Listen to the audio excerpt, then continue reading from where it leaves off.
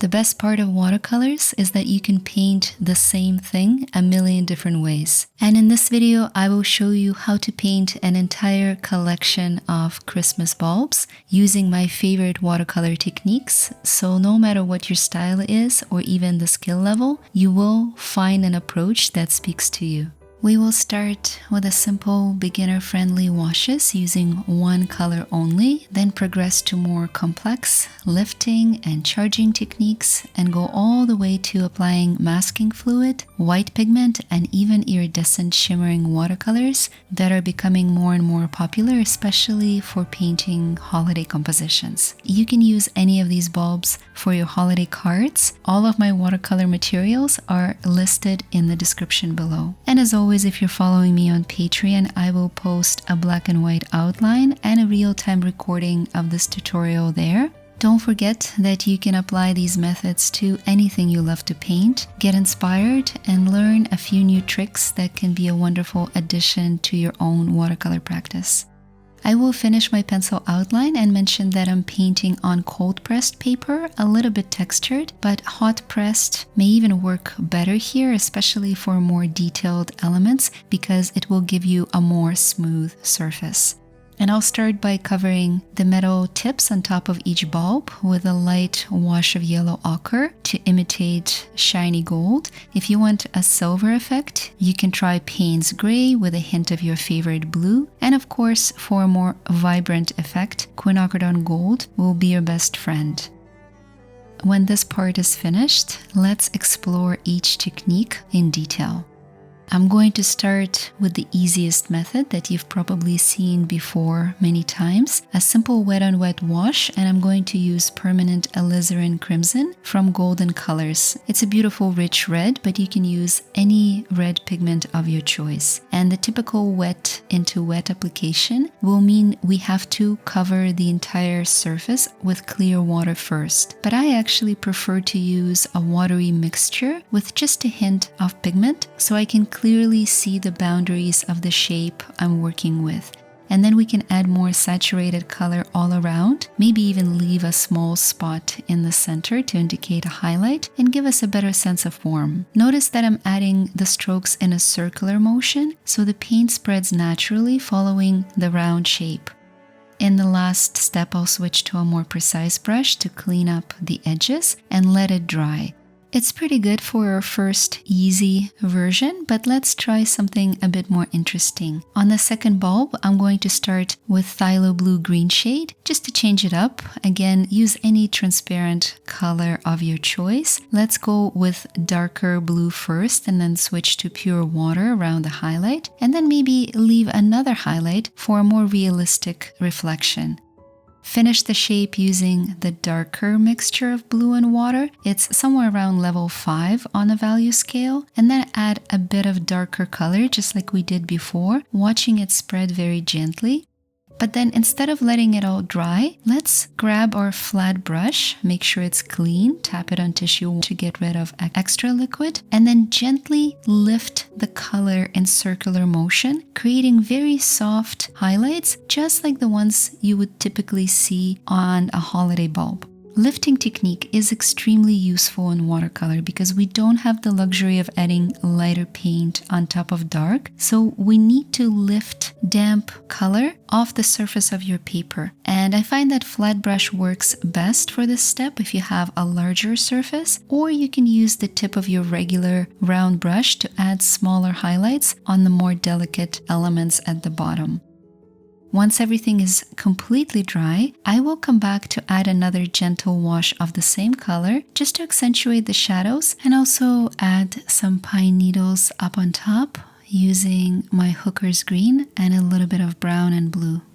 And now you can observe how different the second bulb looks compared to the first one. Much more nuance in the lights and darks, and also the colors look more vibrant because we've added the second layer instead of just relying on one wash. Now, let me tell you a secret if you don't know. The first bulb looks a bit dull compared to the second one because of something that's called a drying shift. It's a thing that happens in all watercolor pigments. As they dry out, they always tend to look a bit more dull, which is one on one layer is typically not enough. And it's especially obvious when it comes to red pigments. So if you really want a vibrant, juicy red, let me show you how to get there as I'm painting the third bulb. Here I'm gonna start with red, just like I did on the first, but I will also introduce additional colors and another technique called charging. It means adding new saturated pigments into your wash to enhance the base color. So here I started with quinacridone coral, which is a much warmer orangey kind of red, and followed by carmine, a very vibrant, deeper red. And now I'm dropping additional colors, basically charging them into my red base color using wet on wet technique. Meaning I'm applying wet paint into freshly painted wet surface. And I'm going to use violet for shadows and yellow for some warm highlights. Once everything is completely dry, I will come back and add another wash of red color, making sure everything remains as vibrant as I want it to be. You may have noticed that I didn't leave any highlights, and that was on purpose because I want to add a beautiful design on top of my rich red color. And I'm going to show you a few different methods of doing it, starting with white gouache, which is the easiest way. Gouache is essentially opaque watercolor, meaning it doesn't show the underlying color washes, so it's much more effective than using pure white watercolor, which I promise you will look quite faded. So I sketched my snowflake using a white pencil. I recommend white over regular graphite for this type of work. And now I'm using my 00 synthetic brush, gently applying white gouache all around, just building the elements slowly, rotating my paper because I'm right-handed and I want to avoid smudges. And when I'm done with the snowflake, I will use the back of my brush handle, dip it in the same blob of white gouache to create small dots all around and maybe even outline them just to add a little bit more detail and visual interest. Now, since white gouache is technically not a part of traditional watercolor painting, it's more of a decorative approach, you may wonder if there is another way to preserve these white details, and this is where masking fluid comes in, because masking fluid is basically this rubbery substance that we can apply to the surface of our paper before we start painting. And once it's dry, we can paint on top of it. I'm using Winsor & Newton masking fluid to add some intricate lines and dots on the fourth bulb using my rubber color shaper. Never a brush because the fluid can dry out and ruin the bristles. And after an hour break, I'm coming back with my greens and reds to paint on top of the masking fluid, not worried about those light details. I'm using phthalo green in the center, adding green gold for highlights and blue for shadows around the edges, and also some vibrant red carmine on the top and bottom segments. Once this layer is dry, we can safely erase the masking fluid. Maybe add a strip of gold ochre in the center and also a gentle wash of that same phthalo green and carmine red around the edges to add a little bit of dimension and shadows. Now let's try a very simple technique without any gouache and masking fluid, just relying on our colors and wet on dry painting method. This is my favorite shape of all, by the way, and I'm going to start by painting 3 red stripes in the center, and you can charge a little bit of violet around the edges to add some dimension. When these are dry, I will add green stripes using Hooker's green right next to red. And if you don't feel like waiting until red stripes are dry, you will need to leave some room in between these two colors so they don't bleed into one another. Then let's follow with some red swirls, maybe using a bit more orangey red. Very simple, very effective, and you can paint this entire bulb just using 2 colors, red and green. Notice that I also placed some dots just for fun using the back of my brush. And the only thing I would add, once again, is just a second layer of red on top to increase the vibrancy after everything is dry. Before I show you my number one design, where I put together all my favorite techniques, I want to demonstrate two ways of painting gold and shimmering effects. I'll start with a star shape and cover everything with a light wash of ochre. It's the best base color in my opinion for any sort of gold elements, and the key is to accentuate the shiny parts by painting around them or blending them with clear water. So notice that I'm leaving a few segments without any color, and I'm following with a little bit of burnt sienna on the shadow side. To enhance this effect further, I will follow up with another layer of burnt sienna on top using wet on dry method, meaning I'm painting on top of dry wash of color. Another pigment that works really well here instead of burnt sienna would be something like quinacridone burnt orange. And I love adding gold stars into my designs. I'm currently working on a larger composition with some birds where I'm going to add the same element using the same pigments. So you can think about your own designs that you're working on right now and where you could introduce this lovely accent. Now, of course, we can also just use shimmering watercolors to accentuate our washes, and I've been testing an entire range of iridescent or so-called interference colors from golden. So here's another bulb where I will use them. I started with magenta, lifted a few highlights with clean damp brush in the center, and then added phthalo blue in the middle.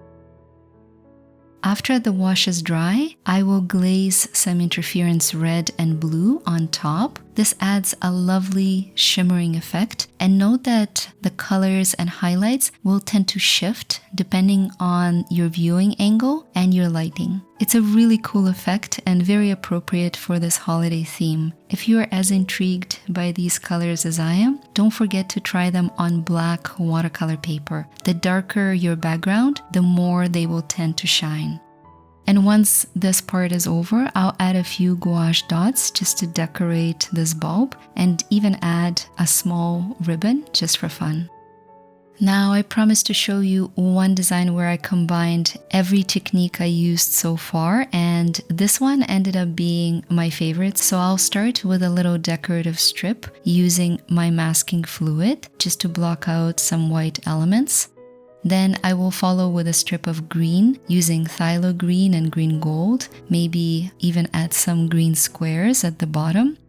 I'm just picking up my favorite elements of Christmas decor at this stage, and then mixing red and green will give me a nice brown, so let's add a few lines using that mixture.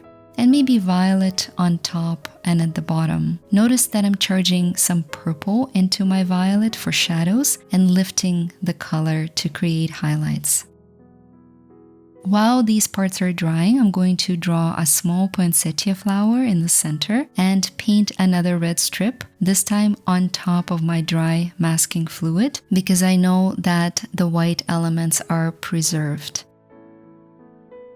Then, using my coral and carmine reds, I will paint the flower petals, add some berries, and then switch to phthalo green to add some leaves. When the first set of petals is dry, I'll add violet petals in the background, charging a little bit of that same phthalo green just to keep my palette cohesive and unified. You can also use the same green to add darker details on top of the light green strip using wet on dry method, meaning wet paint on top of dried wash. And then I will erase the masking fluid carefully and add some white gouache accents using the tip of my pencil.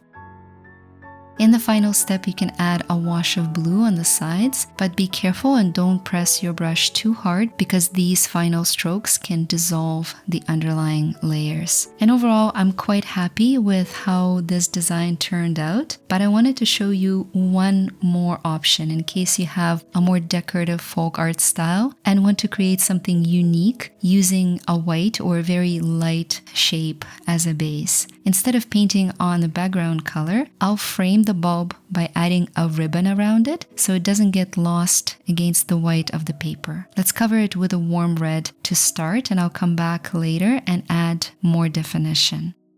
In the next step, I'll add some folk art designs, focusing on basic floral shapes and a blue color palette. For this, I like to combine cobalt teal, it's a creamy light blue, and a very intense ultramarine blue to accentuate the details. The best brushes for this technique are small, pointed rounds. The key to creating these organic leaf shapes is to start with the tip of your brush, press slightly to widen the stroke, and then release as you finish the stroke. You can add as many of these shapes as you like, filling up the white space until there's no more room. And at the end, I love to add a few silver accents here and there. Silver and blue look amazing together. And finally, I'd suggest adding some shadows to the ribbon using more saturated reds and blues to give it a more realistic look. If you've seen any of my tutorials before, you might be wondering why I didn't mention negative painting even once in this video. After all, it's my favorite watercolor technique. And that's because I'm working on a special tutorial dedicated entirely to using negative painting for Christmas decorations. Plus, a step-by-step video for that lovely Christmas wreath composition is on its way too, so don't forget to subscribe and share with your artistic friends so we can all get inspired and create something beautiful this holiday season. If you want to see more Christmas bulb ideas, check out the video that I left on the screen and also in the video description. Thank you so much for watching and painting with me. I will see you soon with more watercolor magic.